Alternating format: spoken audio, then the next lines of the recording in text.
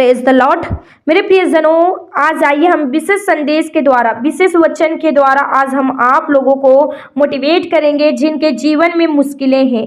मेरे प्रियजनों, मुश्किलों से आप जो गुजर रहे हैं, मुसीबतें आज आपके जीवन में हैं, इन सारी मुश्किलों से आप बचना चाहते हैं, लेकिन ये मुश्किलें हैं जो आपके जीवन में आपको ऐसी समस्याओं में, ऐसे दुखों में जो डालते हैं। मेरे प्रियजनों, परमेश्वर आज आपकी सारी मुश्किलों को, सारे दुखों को दूर करेगा। प्रभु आपको छुटकारा देगा। परमेश्वर आपके जीवन में कार्य करके प्रभु आपके जीवन को अद्भुत और अचंभित रीति से बदलेगा। तो हर एक जन जो मुश्किलों से घिरे हैं, मुसीबतें आपके जीवन में हैं, तो इन सारी मुश्किलों से, इन सारी मुसीबतों से प्रभु छुड़ाएगा, प्रभु बचाएगा, परमेश्वर आपके जीवन में कार्य करेगा। तो आइए हम वचनों के द्वारा आप लोगों को मोटिवेट करेंगे। इन 4 वचनों को अपने जीवन में होने दे, परमेश्वर आपके जीवन में कार्य करेगा। वचनों में जाने से पहले यदि आप इस चैनल में नए हैं और इस चैनल को आपने अभी तक सब्सक्राइब नहीं किया तो सब्सक्राइब कर दीजिए और इस वीडियो को लाइक शेयर कीजिए, जिसके द्वारा प्रभु की अद्भुत महिमा आपके जीवन में हो। तो आइए देखते हैं मेरे प्रियजनों, वो वचन कौन कौन से हैं जो मुश्किल समय में पढ़े जाते हैं। मुश्किल समय में पढ़े जाने वाले इन 4 वचनों को अपने जीवन में होने दे। प्रभु आपको आशीष देगा, प्रभु आपको बरकत देगा और आपके जीवन को, आपकी परिस्थितियों को, आपके हालातों को बदलेगा। तो आइए वचन देखते हैं मेरे प्रियजनों। पहला वचन है यशायाह 43 अध्याय और उसका हम 2 पद पढ़ते हैं। जब तू जल में होकर जाए मैं तेरे संग संग रहूंगा, और जब तू नदियों में होकर चले तब वे तुझे ना डुबा सकेगी। जब तू आग में चले तब तुझे आँच न लगेगी और उसकी लौ तुझे ना जला सकेगी। आमेन। मेरे प्रियजनों, जब आप जल में होकर जाएंगे, जब आप जल में होकर जाएंगे, परमेश्वर आपके संग संग रहेगा। जब आप नदियों में होकर चलेंगे तब भी वे आपको डुबा न सकेगी। मेरे प्रियजनों, जब आग में चलेंगे तब भी आपको आंच नहीं लगेगी, जब उसका लौ आपको जला नहीं सकेगा। वो क्यों मेरे प्रियजनों? मुश्किलें, आंधी और तूफान कितने भी क्यों ना आए मेरे प्रियजनों, जैसे सदरक, मेशक और अबेदनगो को खुदावंत ने आग के भट्ठी से बचाया और छुड़ाया, और दानियल को सिंह के मन से छुड़ाया। मूसा जब इस्राएलियों को मिस्र देश से लौटा लेकर आ रहे थे तो खुदावंत ने समुद्र को 2 भाग किया, उन्हें जल से बचाया। मेरे प्रियजनों, मिस्र के शत्रुओं से प्रभु ने उन्हें बचाया और छुड़ाया। तो मेरे प्रियजनों, जब भी आप जल में होकर भी जाएंगे तब भी नदियां आपको डुबा न सकेगी। मेरे प्रियजनों, जब आग में आप चलेंगे तो उनकी लौ, उनकी आंच आपको जला न सकेगी, क्योंकि परमेश्वर आपके संग है। कितने भी मुश्किलें क्यों ना हो, कितने भी बड़े दुख क्यों ना हो, तकलीफें क्यों ना हो, परमेश्वर के वचनों के अनुसार चले। क्योंकि मेरे प्रियजनों, जब यीशु मसीह पानी पर चला तो पतरस भी कहता है कि हे गुरु, मैं भी तेरे पास चलकर आना चाहता हूँ। जब उसने 1 पाँव 2 पाँव चला मेरे प्रियजनों, उसने अविश्वास किया, संदेह करने लगा, तो वे तुरंत पानी में घिर गए और कहता है कि हे प्रभु, तू मुझे बचा और छुड़ा। मेरे प्रियजनों, जब मुश्किलें आती हैं, समस्याएं आती हैं, तो आपका विश्वास, आपका भरोसा ठोस होना चाहिए। परमेश्वर पर जो आप यकीन कर रहे हैं, जो परमेश्वर पर आप विश्वास कर रहे हैं, वो ठोस होना चाहिए, क्योंकि विश्वास के द्वारा परमेश्वर आपके जीवन में कार्य करेगा और आपकी मुश्किलों को, दुखों को दूर करेगा। तो मेरे प्रियजनों, दूसरा वचन देखते हैं जिसके द्वारा परमेश्वर आपके जीवन में आशीष देगा। लूका 17 अध्याय उसका 6 पद पढ़ते हैं। प्रभु ने कहा, यदि तुमको राई के दाने के बराबर भी विश्वास होता तो तुम इस सहतूत के पेड़ से कहते कि जड़ से उखड़कर समुद्र में लग जा, तो वह तुम्हारी मान लेता। आमेन। मेरे प्रियजनों,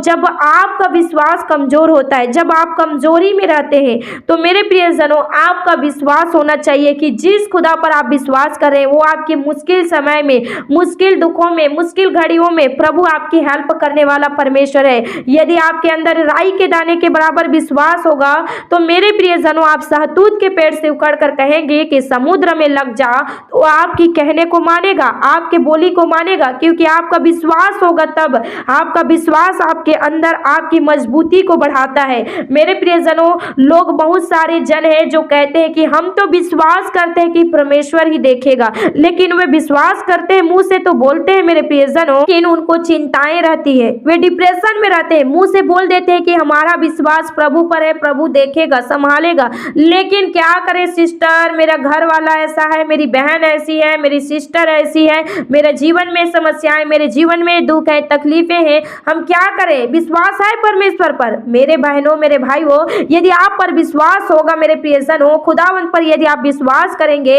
तो आपकी कितने भी बड़ी मुश्किलें क्यों ना हो, कितने भी बड़ी समस्याएं दुख क्यों ना हो, प्रभु उन सारी मुश्किलों से प्रभु पार कराएगा, प्रभु छुटकारा देगा। आपके कितने भी बड़े शत्रु क्यों ना हो, कितने भी बड़े अंधकार की शक्तियों से आप क्यों ना घिरे हो, प्रभु छुड़ाने में बचाने में सामर्थ्य है, क्योंकि परमेश्वर करुणा निधान और दयालु है। तो मेरे प्रियजनों, परमेश्वर इन मुश्किल समय में, मुश्किल घड़ी में, मुश्किल दुखों में प्रभु आपको बचाएगा, छुड़ाएगा, क्योंकि परमेश्वर पर विश्वास करने वालों के जीवन में परमेश्वर अद्भुत और अचंभित रीति के कार्यों को पूरा करता है, बड़ी छुटकारा को आपके जीवन में देगा। तो मेरे प्रियजनों, आइए तीसरा वचन के द्वारा हम आप लोगों को मोटिवेट करेंगे, जिसके द्वारा परमेश्वर आपके जीवन में कार्य करे। रोमियो 10 अध्याय और उसका हम 17 और 18 पद पढ़ेंगे। अतः विश्वास सुनने से और सुनना मसीह के वचन से होता है, परंतु मैं कहता हूँ क्या उन्होंने नहीं सुना? सुना तो अवश्य है, क्योंकि लिखा है उनके स्वर सारी पृथ्वी पर और उनके वचन जगत की छोर तक पहुंच गए हैं। आमीन। मेरे प्रियजनों, परमेश्वर का वचन कहता है कि विश्वास सुनने से होता है। यदि आपको विश्वास करना है तो आप परमेश्वर के वचनों को सुने, अद्भुत गवाहियों को सुने, और सुनना मसीह के वचन से होता है। यदि आप सुनेंगे, मसीह के वचन को सुनेंगे और विश्वास से अद्भुत गवाहियों को, वचनों को सुनेंगे, तभी वो विश्वास, तभी वो कार्य जो परमेश्वर आपके जीवन में देना चाहता है, जो परमेश्वर आपके जीवन में करता है, मेरे प्रियजनों, वो विश्वास के कारण होगा।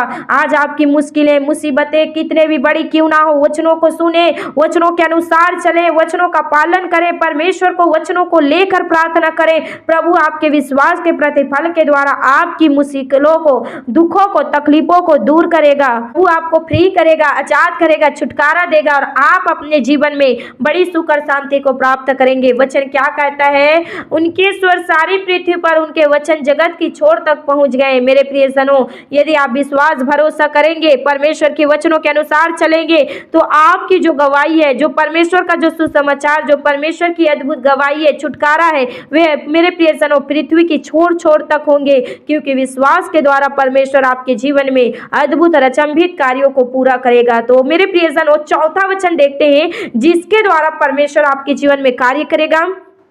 इब्रानियों 11 अध्याय उसका 1 पद पढ़ते हैं। अब विश्वास आशा की हुई वस्तुओं का निश्चय और अनदेखी वस्तुओं का प्रमाण है। आमीन।